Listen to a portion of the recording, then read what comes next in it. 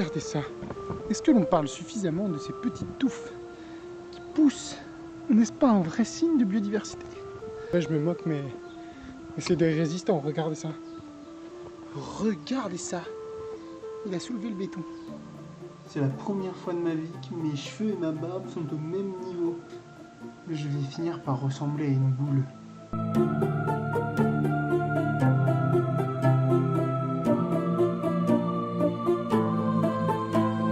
Pour la semaine 3, ça a été surtout un travail de communication. Peut-être avoir besoin de commencer à poser un cadre, genre chaque semaine je mets tant de temps de communication, pas plus, pas moins, mais actuellement c'est un peu flou, du coup j'ai l'impression d'en faire pas assez. D'un côté je me dis ouais mais t'en fais déjà énormément, mieux vaut être dans l'action.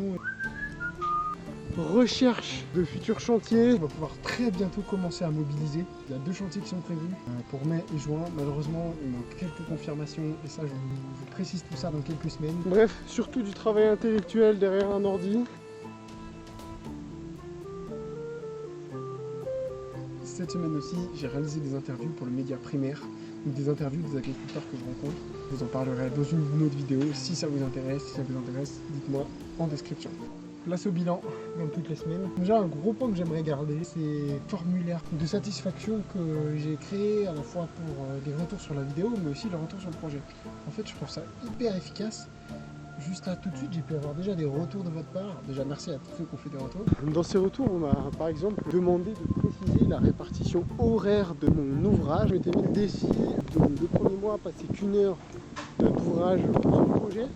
Là, j'en suis au 2e mois, à 2 heures d'ouvrage. Donc, il faut savoir que le premier mois, j'ai complètement éclaté mes heures parce que j'étais bien plus qu'à 6 heures par semaine. La vidéo, la première, j'étais à plus de 10 heures. La deuxième, j'étais à 8 heures.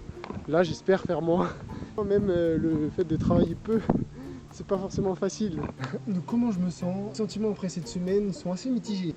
À la fois je suis content parce que je vois qu'il y a des prises, j'ai pas mal de chantiers qui vont venir par la suite, mais en même temps il n'y a rien de concrétisé encore très concrètement avec des dates précises sur lesquelles je peux communiquer. Là ce qui me pèse beaucoup en ce moment, et là sur ce type de semaine où je vais pas être en chantier, je vais pas avoir trop d'action, c'est le fait de ne pas avoir un endroit juste pour me poser et incarner la vision du mode de vie que je prône et que j'ai envie de développer.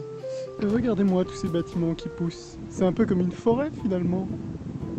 Actuellement je suis dans le Vercors chez des amis que je vous présenterai dans la prochaine vidéo, et cette semaine leurs objectifs c'est déjà les servir dans leur mode de vie paysan, me construire mon premier destrier pour partir à la recherche de cette grande armée de l'écologie, et ensuite ça va être de valider la plupart des chantiers qui vont être à venir. Un joli programme, ce genre de paysage, hein. Clairement on regarde.